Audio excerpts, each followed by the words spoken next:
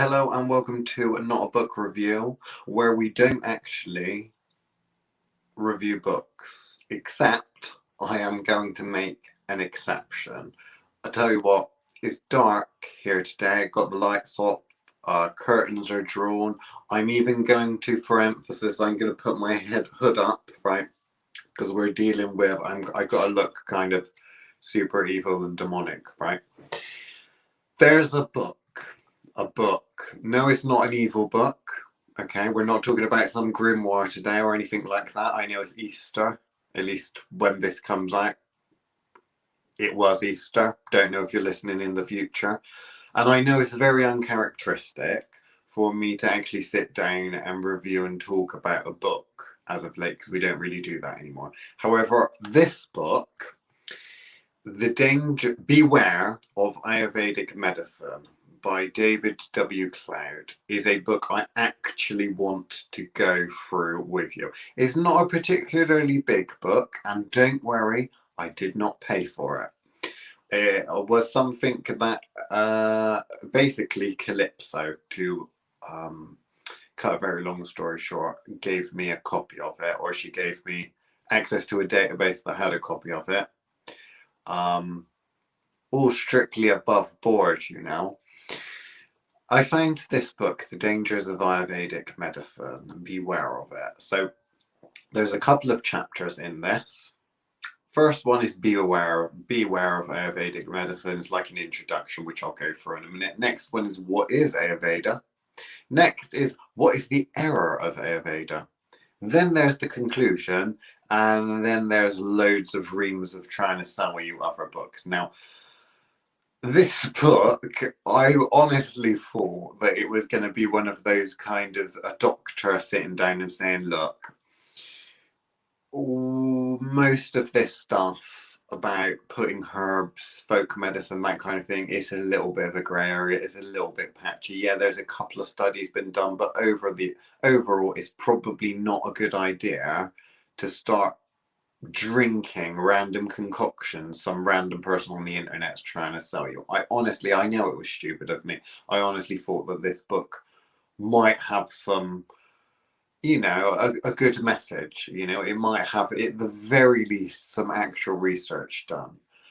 Which, to be fair, I don't know. If you consider Googling Ayurvedic medicine to be research, I suppose in this day and age a lot of people do consider that to be research, then I suppose this book is well researched, but it really doesn't meet my standards.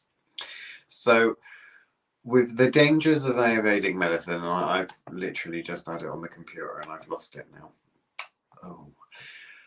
For Easter, I believe it was printed by Bethel Baptist Church.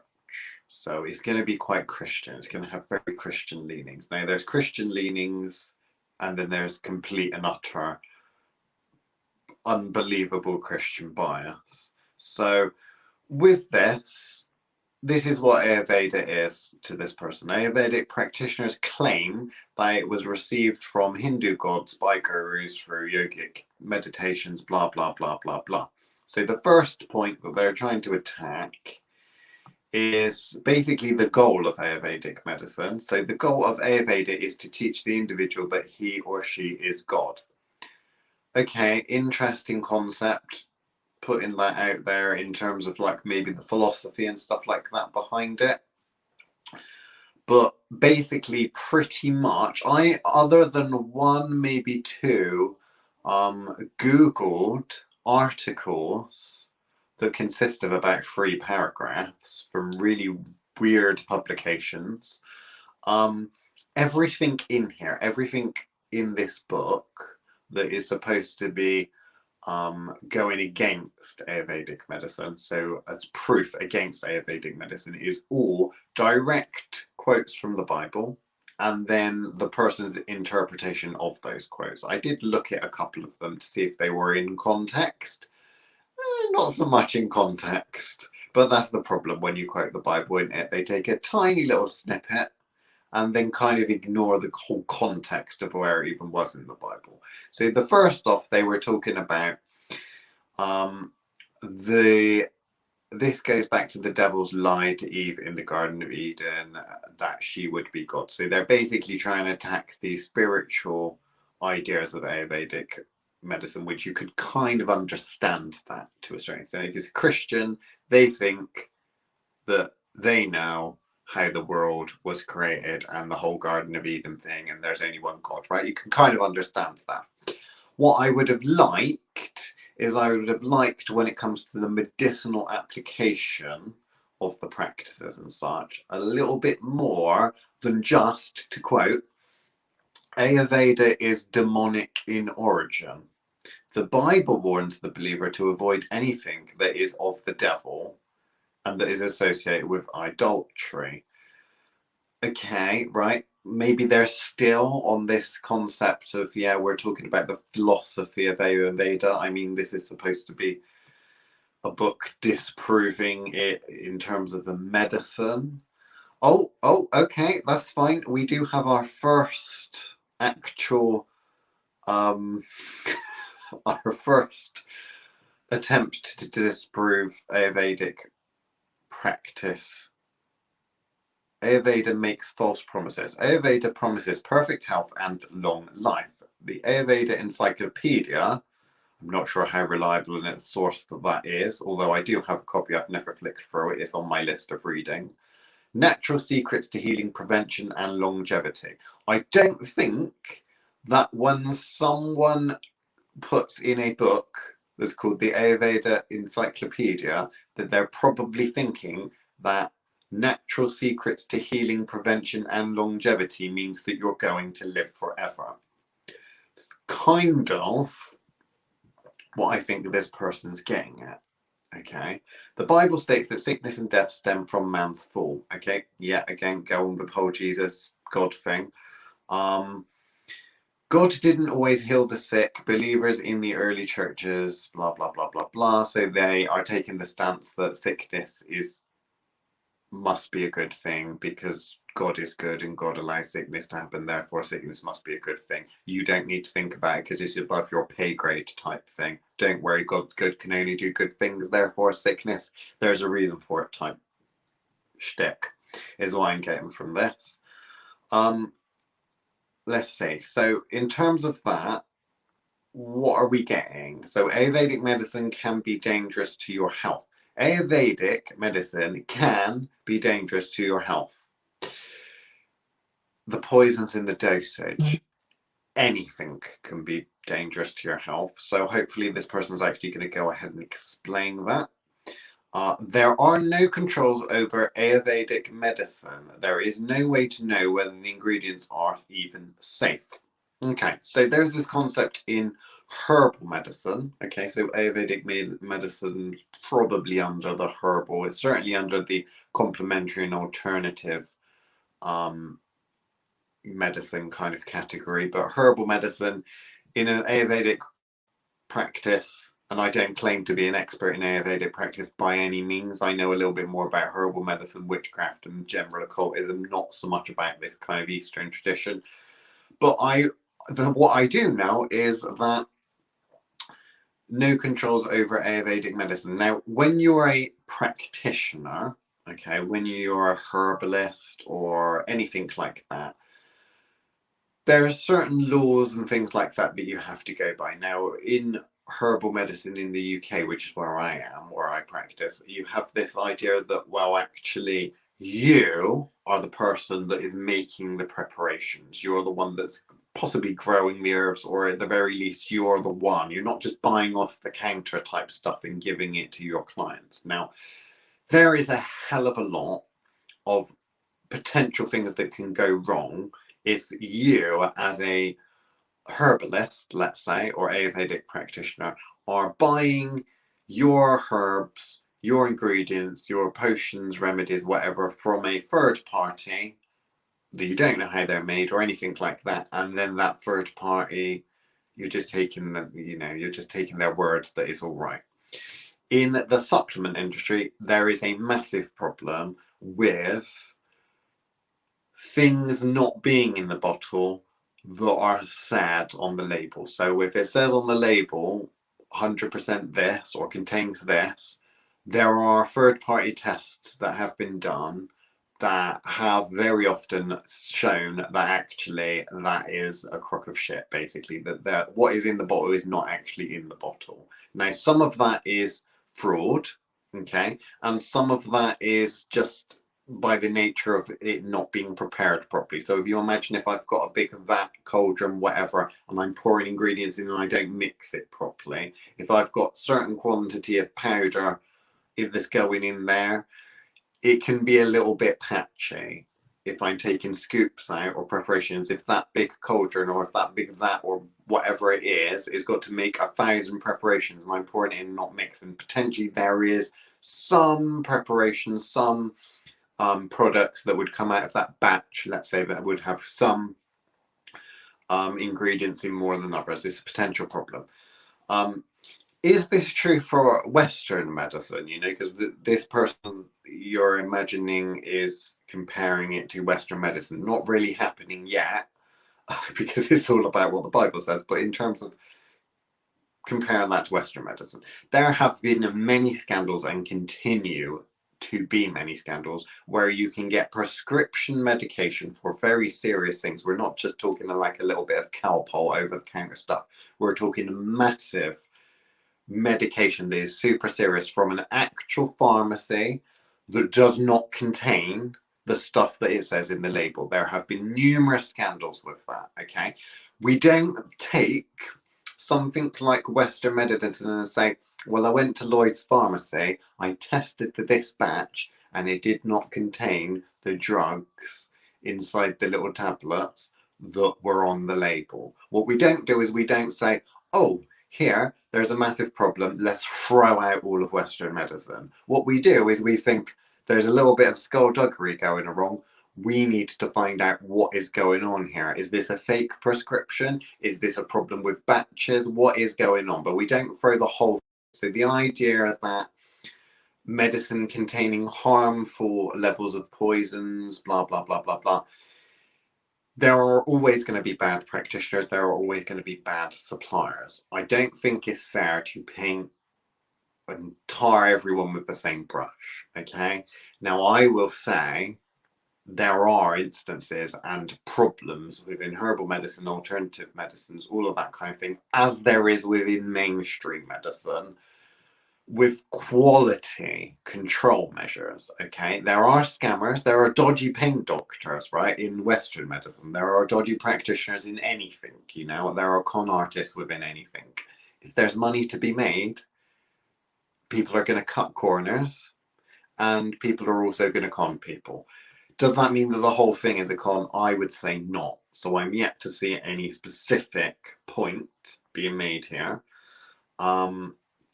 They are going to make their first point. Studies were published in the Journal of American Medical Association in 2004 and 2008. Researchers concluded that several Indian manufactured products could result in lead and or mercury ingestions 100 to 100,000 times greater than acceptable limits. It's coming from the US Food and Drug Administration. Again, that's a problem. Now, within herbal medicine in the UK, and I can't speak other places, what's supposed to happen is registered herbalists will normally be in charge of making their own preparations. So that means making their own, they are in control of the whole process and should know exactly what's going in it, okay? Now, in the UK, if you go to see a herbalist, that herbalist should always not just give you over-the-counter medications and say, oh yeah, there we go, have this. They should sit down and do a proper consultation. In that consultation, there will be checks and stuff like that. Generally speaking, to stay on the right side of the law in the UK, herbalists, although there is some interesting grey areas, because of course, do herbalists practice medicine? Well, technically they kind of do, but at the same time they don't. You need to be a doctor to practice medicine. Grey area. Herbalists don't get done for basically prescribing, for basically making herbal preparations and then selling. Now, there has been a lot of problems with trading standards in the UK. So people that go after criminals and dodgy retailers and stuff like that. And that's a good thing, right? there are cases where that happens, and rightly so. Herbalists don't really start up shop with all of these potions and stuff, and then you go in and you just take what you want, take it to the counter and pay for it.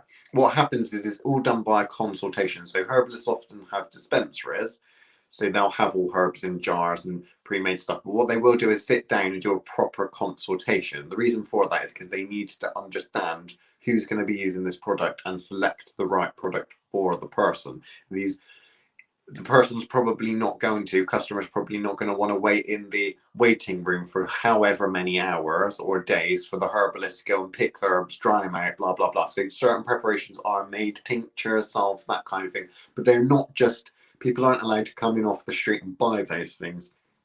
They need to have a consultation, and those things are made by, under the supervision of the herbalist. Now, in Ayurvedic practitioners, again, I'm not really one of them, know that is the case with certain people. Those people will often take that approach as well. They'll take the approach of understanding exactly what goes into a preparation, going through consultation, doing it all properly. Okay, so I'm going to leave that point. Ayurveda is filled with liars and quacks. Many Ayurvedic practitioners buy cheap drugs and mix them with other things to make concoctions that they sell for a lot of money. It's giving an example of someone that was buying over-the-counter generic ointments such as antibacterial creams and mixing these with other things and putting his own label on it. Okay, that is Ayurvedic Quacks Clinics Raided from the Times of India, August 14th, 2012. You could probably look that one up. That's a con man, right? That is a con artist. Okay, that isn't probably an Ayurvedic practitioner. That doesn't sound like a herbalist. I can't say I ever make a herbal preparation, get a load of over-the-counter stuff, pour it in, hoping that it works. That is like the back in the day snake oil salesman. You know, that is bad. And I would say fraudulent, you know.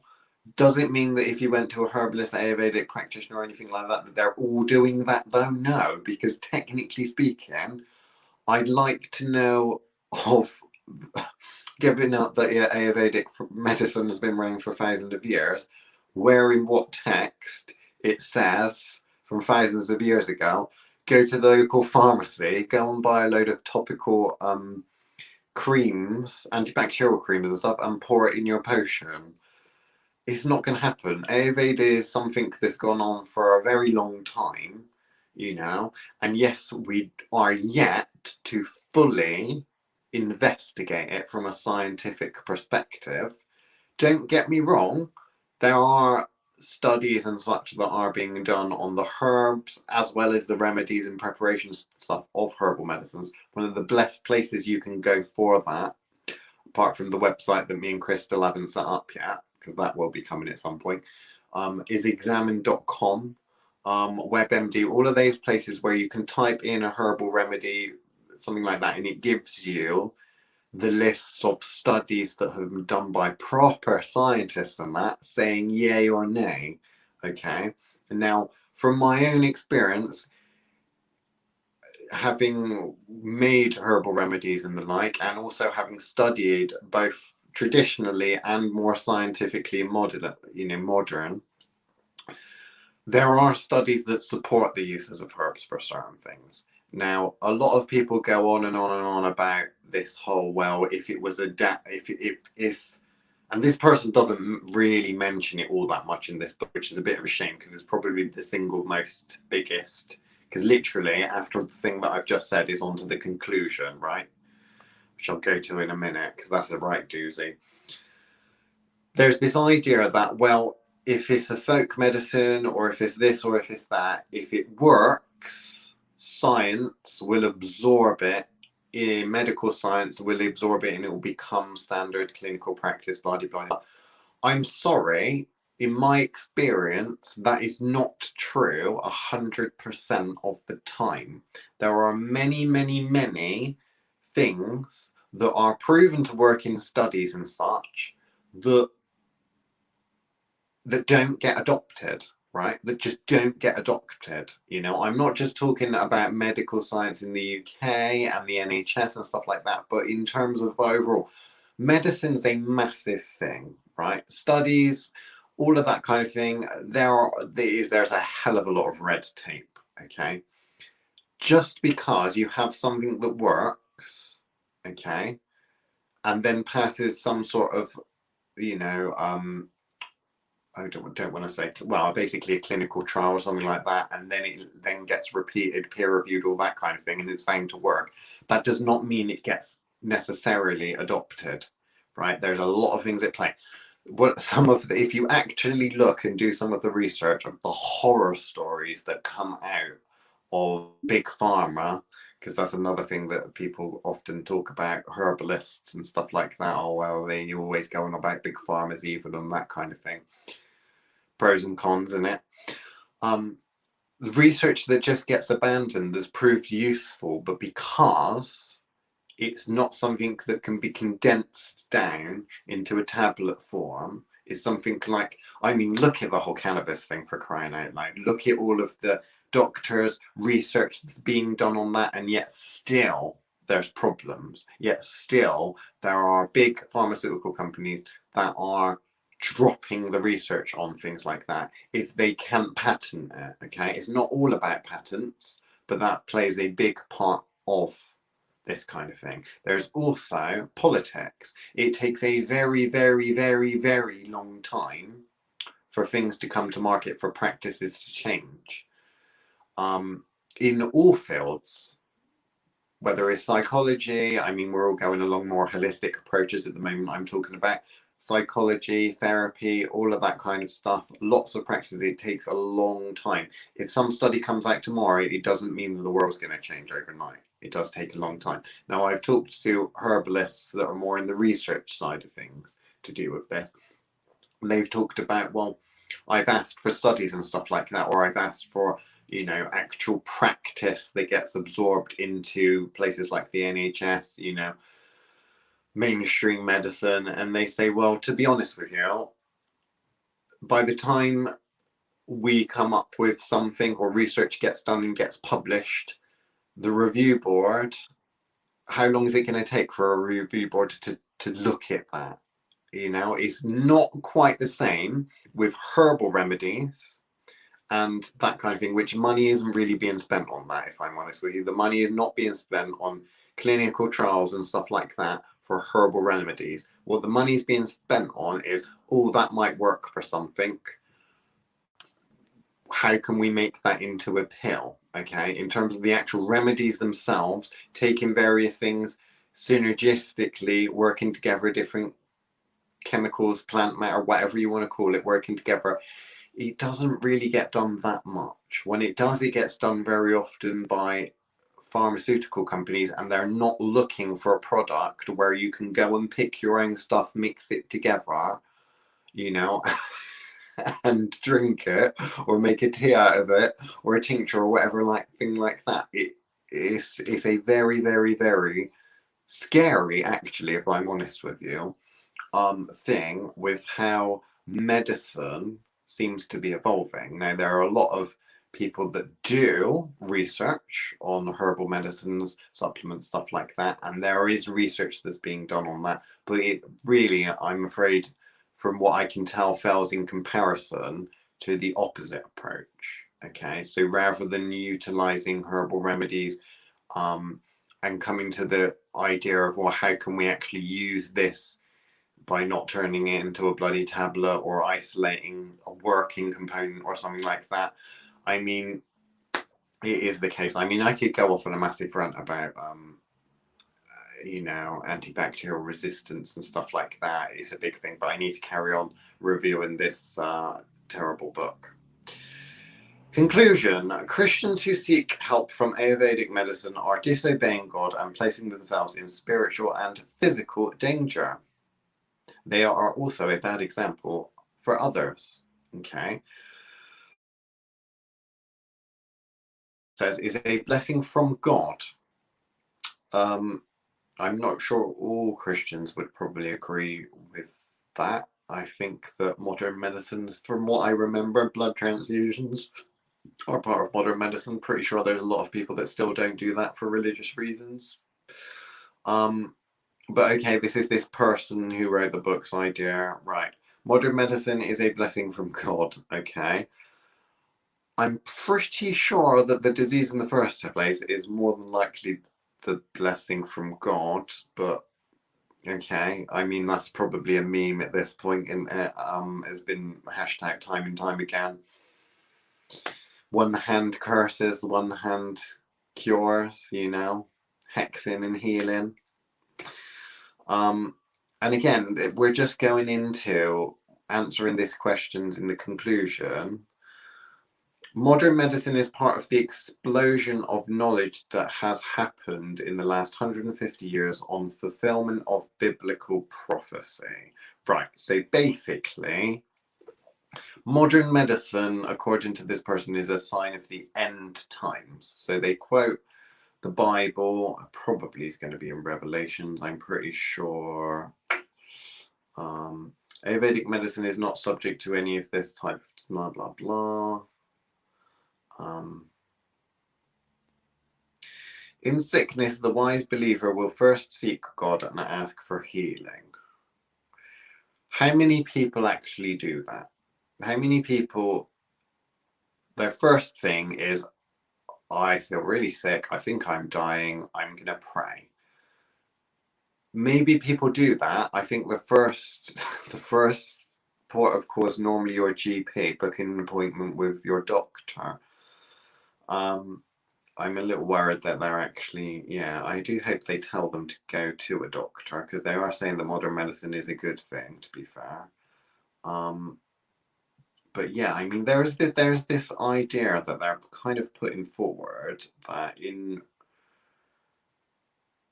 Revelations and in the end times, there's supposed to be great knowledge. Okay, knowledge shall increase. Daniel 12:4. Okay, so the idea that science, which from my understanding, much of medicine, certainly in the medieval kind of period onwards, a lot of these doctors were getting prosecuted by the church in that. And a lot of scientists, again, prosecuted by the church. Apparently, this person's saying that the sign of the end times in the Bible is that knowledge shall be increased, which basically means that we're all a lot more smarter. Okay, interesting. I mean, you could go into the concept of, well, what is the revelation? What is the end of the world? Is it the end of Christianity? In which case, does that actually mean that the end of the world is the end of the world? Or does that just mean it's going to be the end of Christianity? Who knows? I mean, if that is the case and it is the end of Christianity, then some would say that knowledge shall be increased and that modern medicine is a sign, as is science. I don't know. I don't really weigh in on that. The not so great debate, I think they call it. Oh, I was wondering where they would when they'd mention this person, who is a bit of a what would be the term, quack. Most people call this person a quack. I don't know a huge amount about this person, don't get me wrong, but the small things that I have seen about this person, I would be inclined to agree that he's probably dangerous.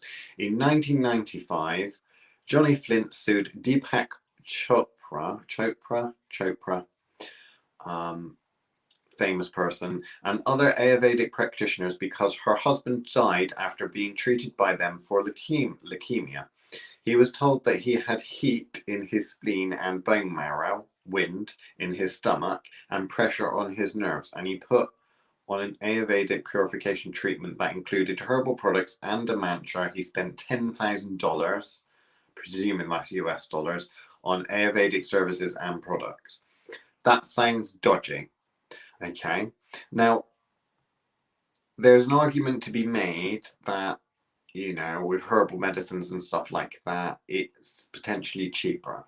In the UK, we are lucky enough to have the National Health Service, the NHS, free at the point of use. I hear horror stories coming from America and various other places around the world that it costs like $5,000 to $10,000 just for an ambulance that you could go into. You can have a health problem, go to see a doctor, need some surgery, need this, that, and the other, and then you know, that's basically you're in hundreds of thousands of dollars potentially in debt.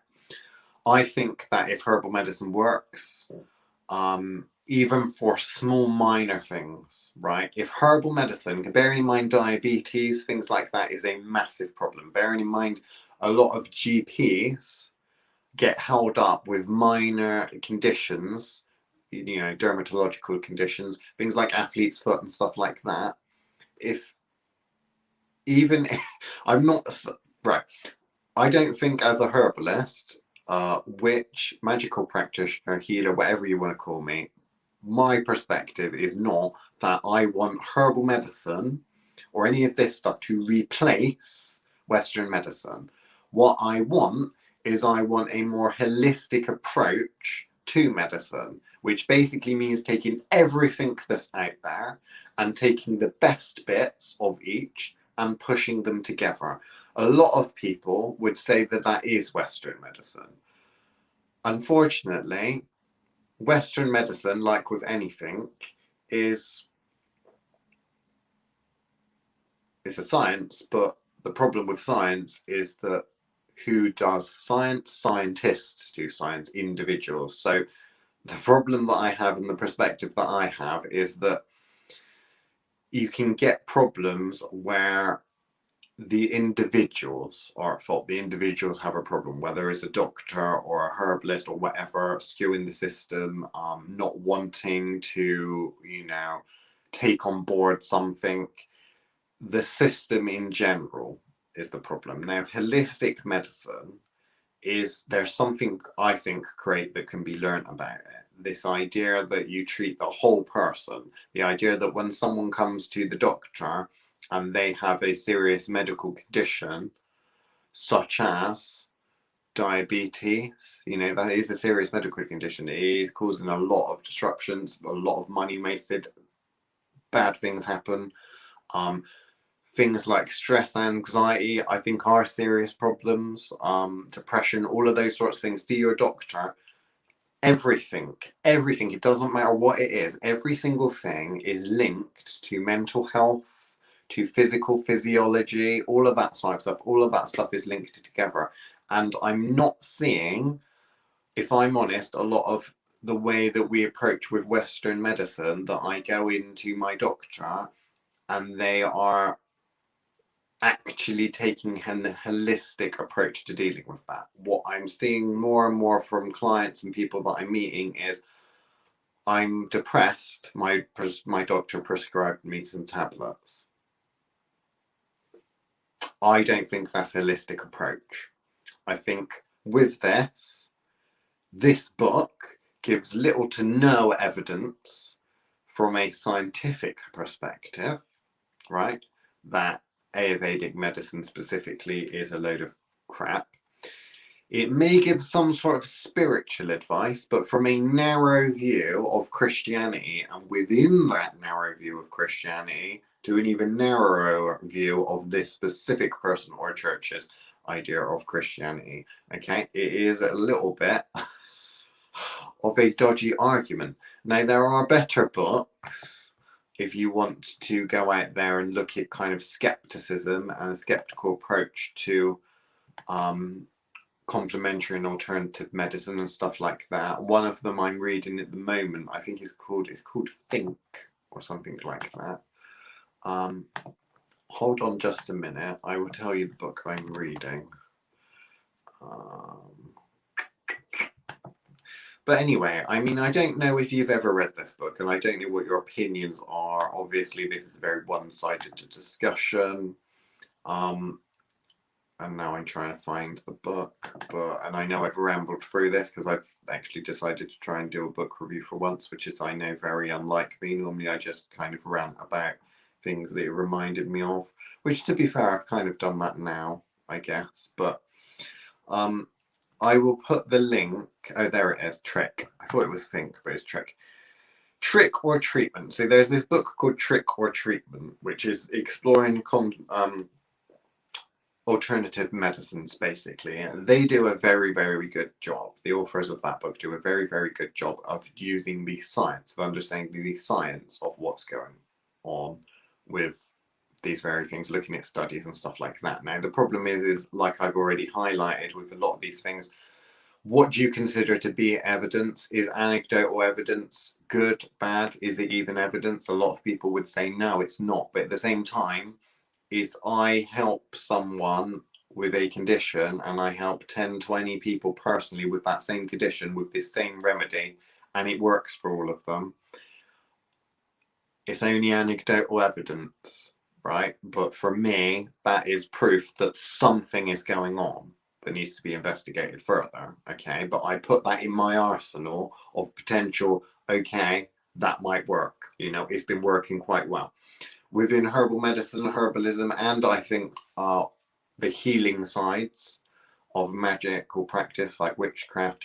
Witches, professional witches, I should say. Obviously, the origin of witchcraft is a little bit more negative, more baneful, malevolent magic. But let's be fair, as more and more alternative kind of healer people got tired with the brush of witchcraft, they've all kind of taken that mantle on now. So witchcraft can mean all various different things. I've just completely lost my train of thought because I went off on a massive tangent there. Maybe it's the hood. Do you think it's the hood? But yeah, basically, the book is absolutely terrible. The book is possibly the worst book I've ever read, and it amuses me so much that it is so bad. I think that you should all go and read it just because it's so funny. And I think that although I haven't done a very good job of really explaining the finer details of why I think Ayurvedic medicine, alternative medicines and stuff like that are worthwhile, because I just completely slated this book, I know. The whole point of this, let's be fair, was to slate the book. I mean, it's amusing. But there we go. Beware of Ayurvedic medicine, I suppose.